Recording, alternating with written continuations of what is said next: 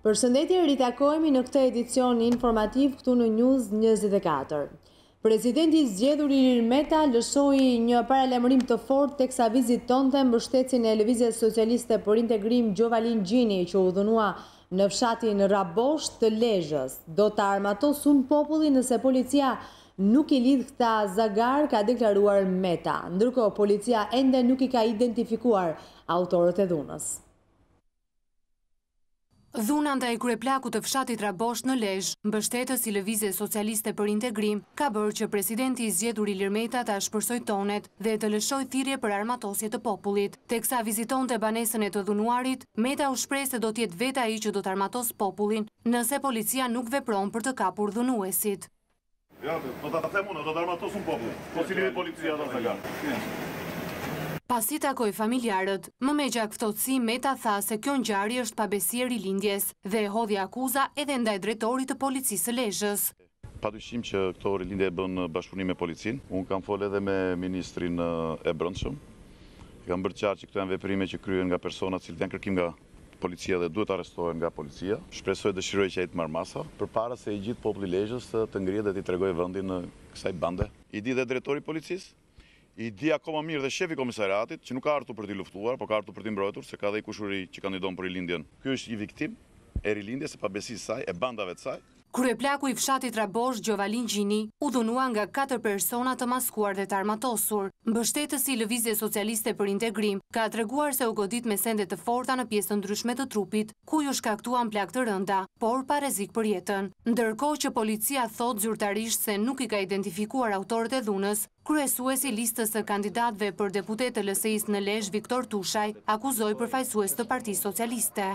I bëj thirrje Lindita Nikollit që të distancohet nga veprima të tilla të dhunshme, të bëj ç'është e mundur që Partia Socialiste të qetësojë elektoratin e saj, njerëzit e dhunshëm që janë pas saj, sepse veprimet e tilla do të acarojnë situatën keq. Në një reagim në Facebook, kryesuesja e listës së kandidatëve për deputet të Partisë Socialiste në Lezhë, Lindita Nikolla, tha se kjo forcë politike po bën fushat me standarde demokratike. Ndërsa dënoi dhunën e ushtruar ndaj mbështetësit të LSI-s, Nikolla nxiti organet e rendit të zbardhin ngjarjen dhe të dënojnë autorët. Kuvendi i Shqipërisë miratoi me 100 vota pro, 2 vota kundër dhe 5 abstenime. Antarët e institucioneve që do të bëjnë rivlerësimin kalimtar të gjyqtarëve dhe prokurorëve shqiptar. Ish kryeparlamentarja deklaroi votën e saj kundër dhe akuzoi kryeministrin se ka emëruar njerëzit e tij. Parlamenti miratoi në blok 27 persona të cilët do të realizojnë vlerësimin e gjyqtarëve dhe prokurorëve. Në seancën e jashtëzakonshme, vetmja opozitare që doli hapur kundër listës së miratuar me bekimin e të gjitha palëve në komisionin ad hoc ishte Josefina Topalli. Ajo denoncoi lidhjen e Edi Ramës me Ina Ramën, Albana Shtyllën dhe Sokol Çomon, si shkeljen më të madhe kushtetuese. Ajo cilësoi zgjedhjen e Pal Shkambit, kryetari i Partisë Popullore Kristian Demokrate, si antar zëvendësues në komisionin e pavarur të kualifikimit. Në këtë listë ka miq personal të kryeministrit, ka kamikaz politik të kryeministrit. Këtu ka njerëz pushtues tokash, të cilët kanë qenë në procese gjyqësore. Ju sot do votoni një që është kryetar partie veç të tjerash, e keni antikushtetuese. Me bluzën e fushatës veshur, Edi Rama zbriti në foltoren e kuvendit për të mohuar akuzat. Nuk e di ku mi gjedhe gjitha miq, e gjitha shok.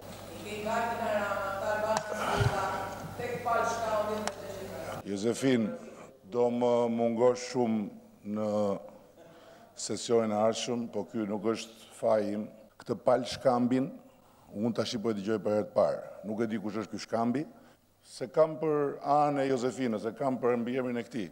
Dhe këtu është vërtet, unë njoh Ina Ramën dhe jam shumë krenar që ne kemi mbështetur Ina Ramën. Njoh Albana Shtyllën dhe jam shumë krenar që Albana Shtylla është këtu. As Albana Shtylla nuk është mika ime. Dhe në distancë di kush është Sokol Çomon, por nuk e kam mik. Këta tre njohun. Tjetër njeri këtu me Shkambinj, e me Qirko, e me ku di unë sa çka tjerë nuk i njoh.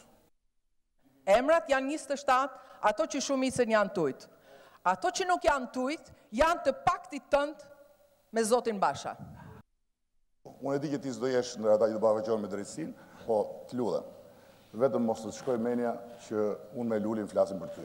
Nuk je fare në agendën e marrëdhënies tonë. Sali Berisha mungoi në seancën e pasditës, duke mos marrë pjesë në votim. Josefina Topalli bëri publike votën e saj kundër. Republic of Pal? Jo zotri, unë nuk e votoj. Kështu që më vjen shumë keq që e mbylle me kaq nivel të ullët për këtë moment karierën tënde parlamentare, se unë jam i bindur që ti do kthehesh një ditë tu, bashkë me Astridit. Për votimin në parlament nuk heshti as Majlinda Breku, e cila thumboi Lulzim Bashën për përbetimin e tij se nuk do të votonte vetingun e Edi Ramës. Më vjen mirë nga ana tjetër që sot mori fund edhe aventura politike e kujt betohej për muaj me radhë se vetingu si një projekt mafioz i ndërkombëtarëve nuk do të votohej, pasi ja jepte drejtësinë Edi Ramës. Në seancën e jashtëzakonshme mungoi përshëndetja e përhershme e Edi Ramës me Ilir Metën, por nuk munguan replikat e tij me deputetët demokrat. Astrid Patozi, i cili nuk mundi të debatonte me kryeministrin në seancë, debatin me Edi Ramën e zhvilloi jashtë sallës.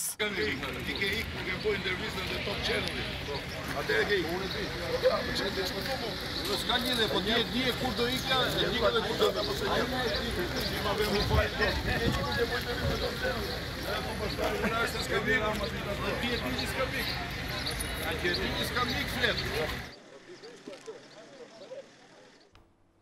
Kritikat të forta ndaj kryedemokratit Basha dhe fushatës së tij lëshoi deputeti Astrid Patozi, i cili në këto zgjedhje u la jashtë listave të kandidatëve. Patozi tha se marrëdhënia e tij me Partinë Demokratike nuk varet nga humori i kryetarit, të cilin, siç tha, e ka gjetur në parti dhe do ta lërë aty kur të largohet. Kush mendon që unë kam ardhur sot për dorëzuar testamentin politik, e ka shumë gabim.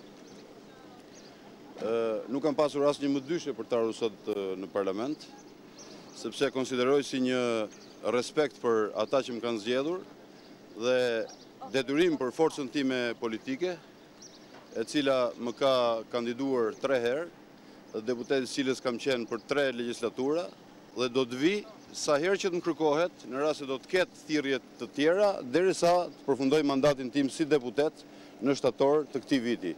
Kush mendon që marrëdhënia ime me Partinë Demokratike varet nga humori i Lulzim Bashës, e ka shumë gabim, s'ka kuptuar asgjë në këtë histori, sepse Lulzim Basha më ka gjetur në Partinë Demokratike dhe do të më lërë po aty kur ai të largohet.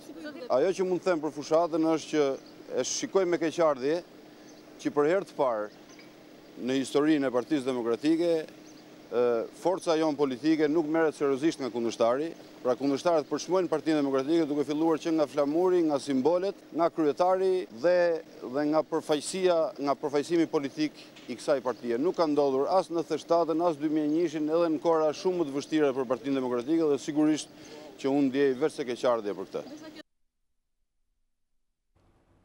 Kryetari i Partisë Socialiste dhe ai Lëvizjes Socialiste për Integrim u përplasën jashtë sallës seancave plenare për deklaratat e kryeministrit për përfshirjen e policisë në mbledhjen e votave. Rama kërkoi sërish ndjesë dhe pranoi gabimin, ndërkohë Vasili tha se thirrje të tilla nuk janë dëgjuar as në diktaturë.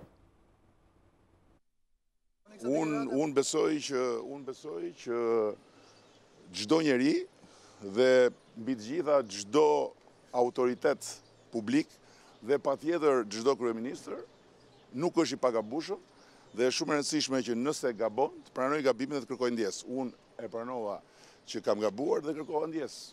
Tani qëllimi im nuk ishte që të turrja policinë në zgjedhje, po pavarësisht se kush ishte qëllimi im, mënyra se si unë e komunikova ishte e gabuar dhe kam kërkuar ndjesë. Njeri jam si gjithë tjerët, kërkoj ndjesë, kaq. Ajo që e ka bërë fushatën të çuditshme është futja e presidentit zgjedhur në fushatë. Po nuk dua të bëj komente për këtë, sepse fokusi ynë në këto 7 ditë mbetura janë njerëzit dhe ne e kemi me njerëzit, me mendjen, me zemrat e tyre sfidën për të arritur që t'i shpjegojmë pse na duhet një fuqi e plotë, jo për më shumë pushtet për vete, se po donim më shumë pushtet për vete sot s'do ishim këtu. Nuk është dëgjuar as në kohët e diktaturës një gjë e tillë, pas do të thotë që vendi të mbetet pa një polici, do të thotë që të kemi një polici të politizuar, i cilët duhet të jetë e paanshme. Populli, siç e dini, nga dje i është kërkuar nga kryeministrit të mos ketë polici që garanton rendin publik. I është kthyer lëshimit të zagarëve të krimit lart e poshtë, cilët janë vepra të cilëve ju i keni përcjell, dhe kjo situatë kërkon sigurisht një ndjeshmëri të re, një përgjegjësish të re. Dhe në këtë mënyrë ne të gjithë jemi motivuar si asnjëherë më parë që të japim përgjigjen e duhur dhe të bëjmë që dhe vetingu i duhur të fillojë pikërisht me votën e lirë 25 qershor, sepse kjo është i vetmi shërim në këtë besoj pa e tepruar kancer rilindas apo ebola rilindas është pikërisht një vota e lirë dhe ndershme e pa prekur nga kërkush, nga asnjë dorë. Ministria e Drejtësisë reagon zyrtarisht lidhur me një skem mashtrimi me punësimet në burgun e Shkodrës. Nga hetimi administrativ i ministrisë ka rezultuar se zyrtar të lartë të burgjeve kanë krijuar një skem përmes së cilës kanë pusuar fiktivisht të 10 persona si punonjës në burg. Kjo skem mashtrimi u denoncua më herët edhe nga News 24. Ministri teknik i drejtësisë Gazmend Bardhi i kërkon prokurorisë të hetojë 2 kandidatët për deputet të Lëvizjes Socialiste për Integrim në Qarkun Shkodër, Agron Qela dhe Dritan Ylli, dhe koordinatorin e kësaj force politike për malsinë e madhe, Ardit Hotaj, si të përfshirë në një skem mashtrimi me punësimet në burgun e Shkodrës, dyert e të cilit nuk janë hapur ende. Kërkesa për hetimin e zyrtarëve të LSI-s u bë në përfundim të një inspektimi që ministri Bardhi urdhëroi të kryejë në institucion, nga ku rezultoi se zyrtarë të lartë të burgjeve kishin kryer rekrutime fiktive për stafin e burgut, i cili pritet të nisë nga funksionimi në shtator të 2017-s. Zyrtarisht Dikasteri i Drejtësisë deklaroi se premtimet që u janë bërë qytetarëve nuk janë asgjë tjetër veç se mashtrime për qëllime elektorale. Nëpërmjet një procesi të rrënjë dhe të paligjshëm, ish drejtues dhe punonjës të drejtorisë së përgjithshme të burgjeve janë përfshirë në një skem mashtrimi të qytetarëve, duke krijuar perceptimin e gabuar si janë punësuar në IEVP në Shkodër, apo se ata janë në proces emërimi, thuhet në njoftimin e ministrisë, por Dikasteri i Drejtësisë sqaron se nuk është kryer asnjë pranim apo punësim në burgun e Shkodrës dhe se çdo premtim apo deklarim lidhur me këtë çështje është mashtrim për qëllime elektorale. Sipas Ministrisë së Drejtësisë, zyrtarët e LSI-s duhet të hetohen për veprën penale të korrupsionit në zgjedhje, pasi me qëllim përfitimin e padrejtë politik kanë bërë deklarata publike në mediat lokale se punësimi në burg është i drejtë, në një kohë që ka rezultuar se urdhri është fiktiv dhe se nuk është protokolluar zyrtarisht në drejtorinë e përgjithshme të burgjeve. Pas zbulimit të skemës së dyshuar mashtruese, Dikasteri Qendror i Burgjeve bëri kallëzim penal në prokurori, ku menjëherë oficerët e policisë gjyqësore zbarkuan në institucion, duke bërë sekuestrimin e librave, kamerave të sigurisë dhe gjithashtu morën në pyetje personelin. Ndodhur përballë fakteve të tilla, ministri Bardhi urdhëroi shkarkimin apo pezullimin nga detyrat të gjithë punonjësve të përgjegjës. Ministria u kërkoi gjithashtu të gjithë personave që kanë rënë prej mashtrimit të bashkëpunojnë me organet e drejtësisë për zbardhjen e ngjarjes, ndërsa sqaroi se procesi i rekrutimit të stafit të burgut do të nisë ligjërisht pasi të jenë përfunduar punimet në këtë institucion.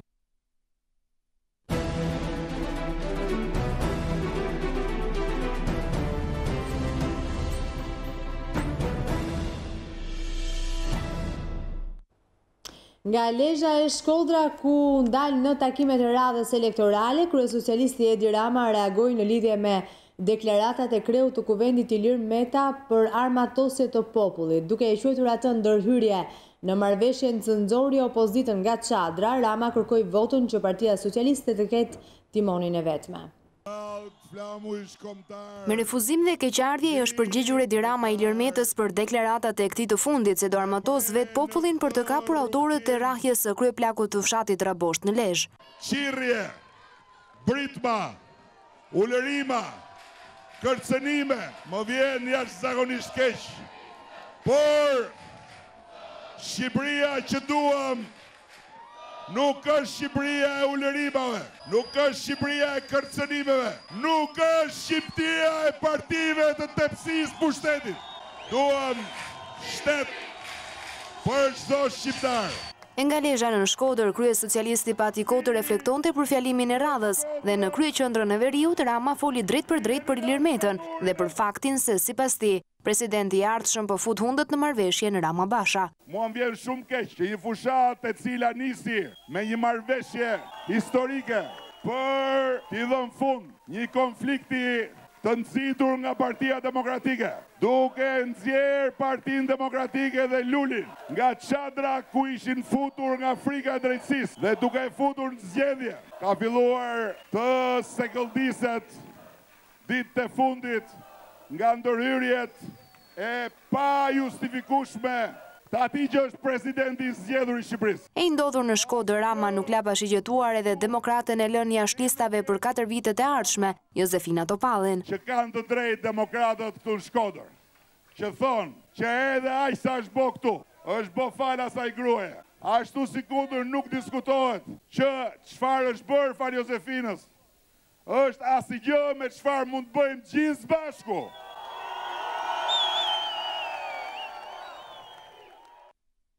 Kryetari i Partisë Demokratike ka hedhur poshtë çdo skenar bashkëpunimi me Edi Ramën pas zgjedhjeve të 25 qershorit.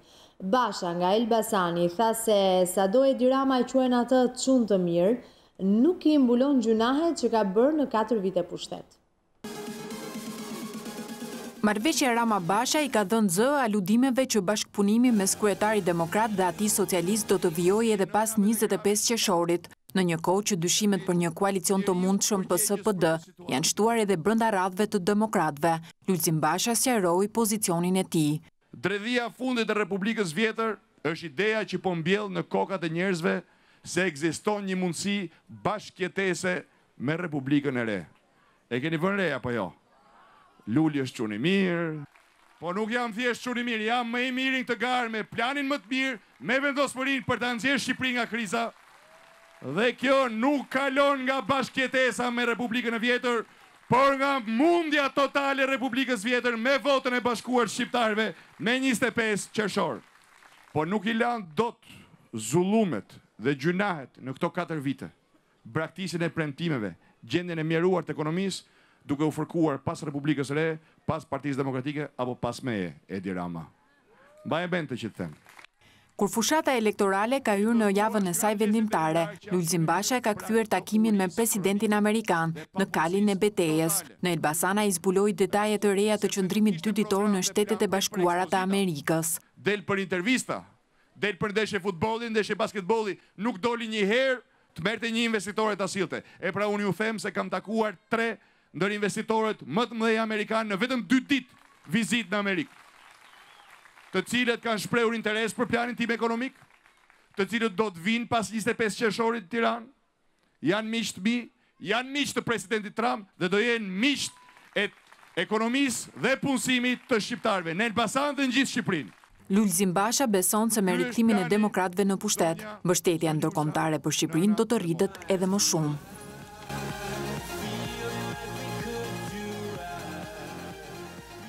Nga Gjirokastra, presidenti zgjedhur Ilir Meta akuzoi kryeministrin Edi Rama se aksioni kundër kanabisit në Lazarat nuk e bëri për të pastruar vendin nga droga, por për të mashtruar ndërkombëtarët. Edhe më jashpër ndaj Ramës ishte kryetari i Lëvizjes Socialiste për Integrim Petrit Vasili, që tha se vendi këto 4 vite është qeverisur nga një i çmendur. Nga Gjirokastra, presidenti i zgjedhur Ilir Meta tha se operacioni antikanabis në Lazarat ishte një mashtrim i rilindjes në sytë e ndërkombëtarëve dhe jo për të pastruar vendin nga droga. Ai aksion nuk u bë për të shkulur drogën nga Lazarati dhe nga Shqipëria, por për të mashtruar shqiptarët dhe gjithë botën, për të pastruar Lazaratin dhe për të mbushur gjithë Shqipërinë me drogë. Teksa ju kërkoi votën me 25 qershor, Ilir Meta tha se shumë gjirokastri do donin të ishin në shesh për ta mbështetur, por kanë frikë se rilindja I heq nga puna.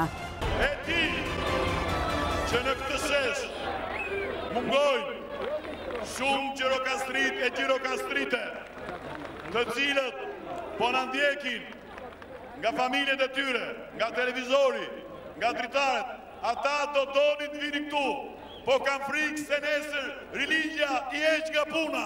Le të durojnë edhe 7 ditë ata që kanë frikë.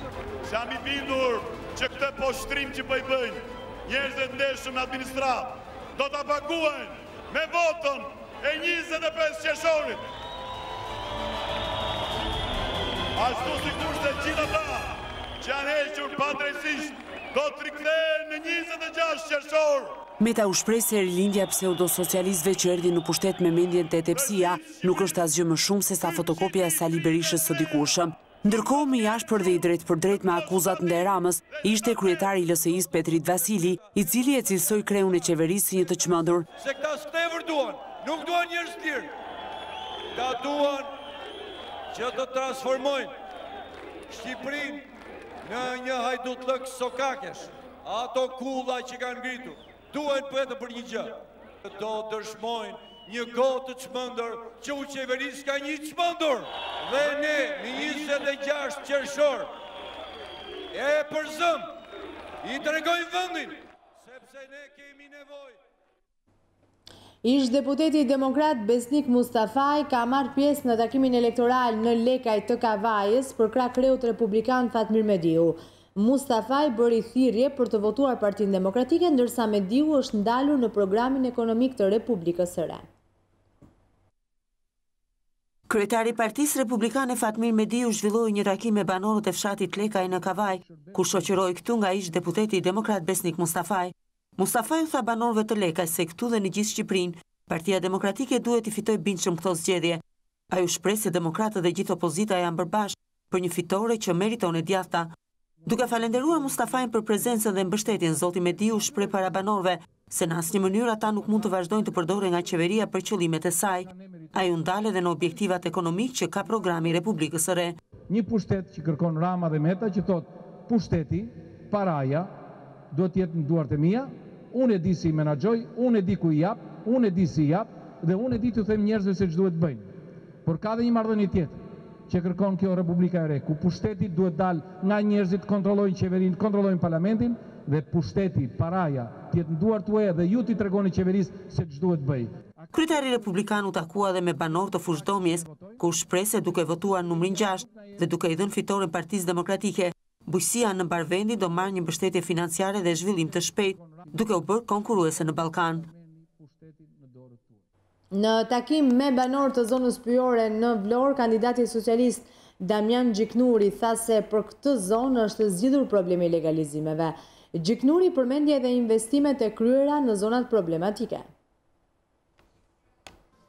Momenti që erdha këtu në Vlorë dhe që pata mundësi 7-8 muajt e fundit të merrem me qarkun e Vlorës, u vura ndjeni për një problem të madh që ishte I trashëguar edhe për lagjen tuaj. Ku së bashku me Vilmen dhe me Dritanin, duke bërë dhe trystinë e nevojshme politike, arritëm që ta zgjidhim. Bëhet fjalë për çështjen e legalizimit që ka qenë e bllokuar për shkak të vendimarrjeje politike në Këshillin Bashkiak. Ai proces u nis dhe do të përfundoj dhe rrini të qetë për këtë. Do të marrë kohën e saj, dosjet po bëhen, matjet do bëhen, gjithçka do të përfundojë në kohën e dur.